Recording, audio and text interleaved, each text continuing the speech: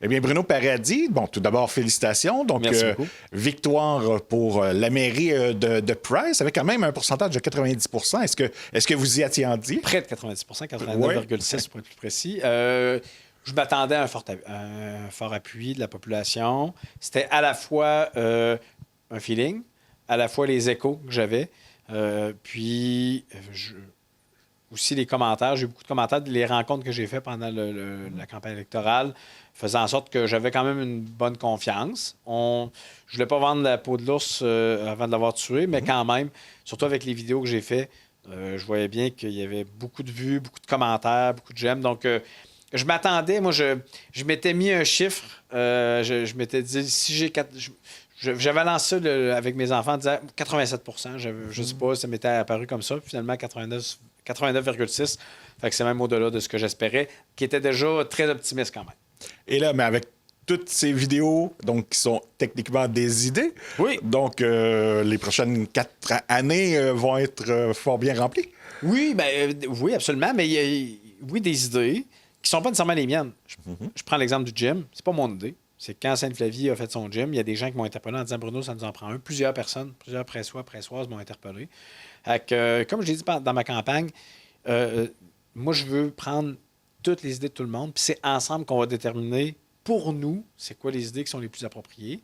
En fait, hier soir, je rencontrais mon conseil pour la première fois, mon conseil renouvelé, et puis on a eu des discussions en ce sens.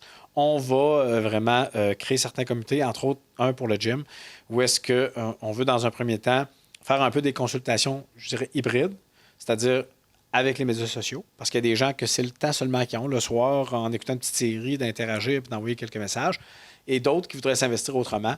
On va organiser des rencontres. En tout cas, c'est l'objectif là, d'organiser des rencontres publiques, des séances publiques où est-ce qu'on va échanger. Et puis, par la suite, sûrement, si c'est entériné, qu'on va créer un petit comité qui va déterminer un peu, là, va faire des recommandations au conseil, qui sera constitué d'élus, mais aussi de gens de la population qui ont des intérêts. On aimerait faire puis je vais prendre l'exemple du gym, en faire un lieu de rencontre, où est-ce qu'à la fois on pourrait retrouver des jeunes qui se pratiquent à faire du tir au poignet, des plus âgés qui font déjà du bench depuis 30 ans. Et puis, donc, peut-être plus du fit gym, finalement. Un mélange de tout. En fait, c'est assez grand. Autant aussi qu'on pourrait voir hier, ce qui était évoqué, c'est peut-être regarder pour avoir des entraînements spécifiques pour des personnes de 50 ans et plus. Donc, on voudrait faire en sorte que tu as plusieurs gammes d'entraînement possibles, donc plusieurs types de citoyens qui peuvent être là et se rencontrer. C'est l'objectif d'en faire un lieu de rencontre en plus des saines habitudes de vie. Donc, et aussi, bon, on sait qu'il y en a un du côté de Sainte-Famille maintenant, Saint-Donat. Donc, c'est pas d'être en compétition. Padoue, oui, effectivement.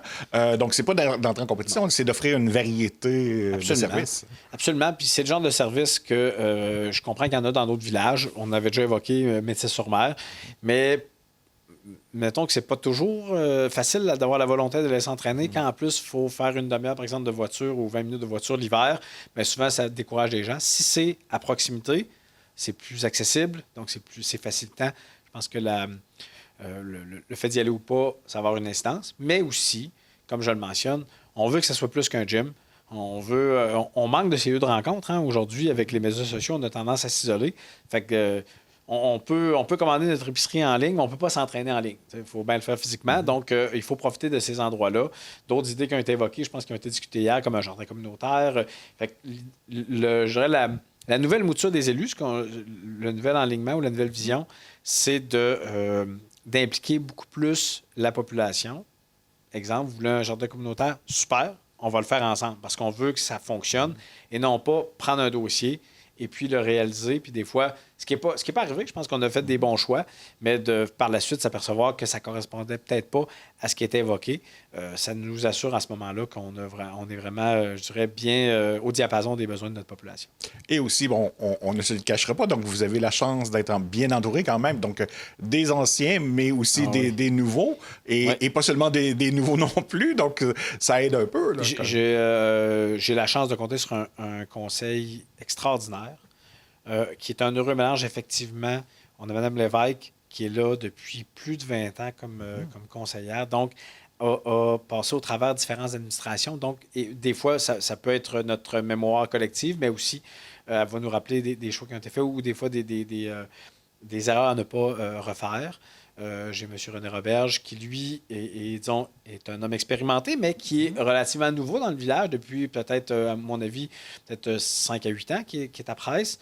Bon, on a Annick Pelletier qui est là qui est conseillère depuis 3 ans maintenant, qui va pour un nouveau mandat de 4 ans, qui, elle, est une professionnelle qui est à Rimouski. Fait que, c'est une travailleuse qui, elle, justement, des horaires qui sont différents. Fait que ça nous permet d'avoir des réalités différentes autour de la table.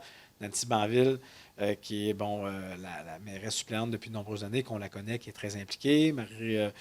Marie-Renée Savard, qui, elle aussi, fortement impliquée, qui aussi a des connaissances en voirie municipale souvent qu'on sous-estime, parce que c'est une femme, on va imaginer, mais non, au contraire, elle connaît les prix, elle sait comment ça marche, donc elle a des compétences incroyables là-dedans.